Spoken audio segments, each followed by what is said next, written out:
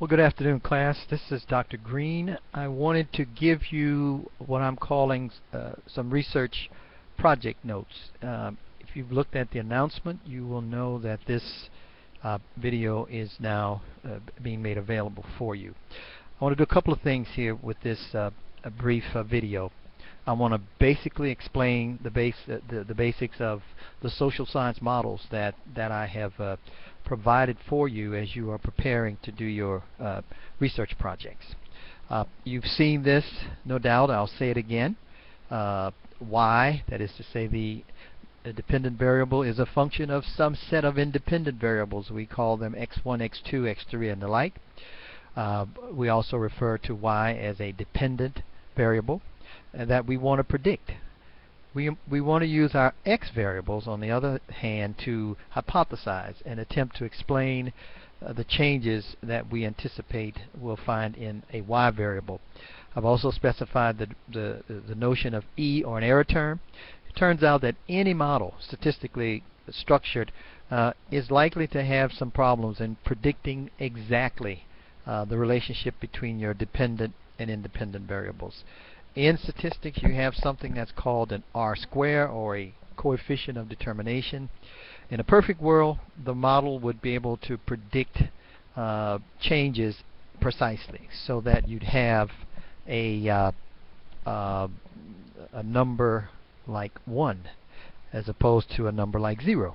1 means perfect ability to predict or explain. 0 would mean no ability in the model. A lot of models, particularly in the social science arena, particularly in the kind of research that you do in the social science area, like criminal justice, might have predictive capabilities in the range of anywhere from 0.1 to as high as 0.5. So, which basically means 30% up to 50% of the change in a y variable that you're trying to understand can be explained by the x variables that are found in the model. Okay. All right. Now, let's take a look at the textbook, shall we? Pages 16 and 17 of the Hagen text really gives you some of the language that I have been describing in the emails I have sent to you. Page 16 talks about terms like operationalization, talks about variables, dependent and independent variables, theories, and hypotheses. Read through that again. I think that will help you to have a better sense of what I'm intending to try to communicate to you in the emails. On page 17, you have a list of variables that are described in the model, in that particular example in Hagen. You also have further down on the page something called an x variable, or an independent predictive variable. You also have a dependent, or an outcome variable. So that language is found in the textbook, pages 16 and 17. I think for now, as you read through those, I think you will get at least a better sense of what I'm trying to communicate. Okay? Now, I also have a couple of research examples that I have posted. Those can be found at the bottom of the page under the syllabus. If you click on syllabus and scroll down, you would find these two particular studies that I'm calling research examples. Okay? The first study, willingness to pay for public services. If you'd get that particular study, take a look at it and turn to pages 402 and 403. You will see a model that attempts to predict the citizens' willingness to pay for public safety as a function of two variables, two large type variables, or predictive variables. One is called attitudes and one is called experience. So on page 403, what you will see is this model. And if you think about the model in the way that we have described on pages 16 and 17 of Hagen, you'd start with willingness to pay as the y variable, or the variable that you're attempting to understand, or the outcome variable, as you see on page 17. So think about willingness to pay as what you're after. If you look at figure 1 again on page 403, you move one column over, one line over, you'll see attitudes. Under attitudes, you have 4 variables. These are, again, what we call predictive variables. On page 17 of Hagen, you see the reference to those predictive variables. Citizens' trust, character assessments, service quality, service importance, again on page 403 of the research study on willingness to pay. You see those.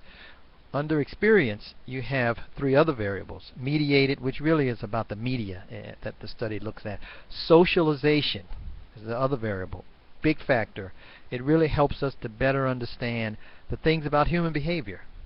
So if you look at those two variables particularly, and of course in many of these studies, you'll have these kinds of what I'm calling generally control variables under experience. That's not listed here on page 403, but it is in fact what we're trying to do. The four attitude variables, again, citizens trust, character assessment, service quality, service importance, are your X1 through X3 or X4 variables that are specified in the emails I've sent along to you.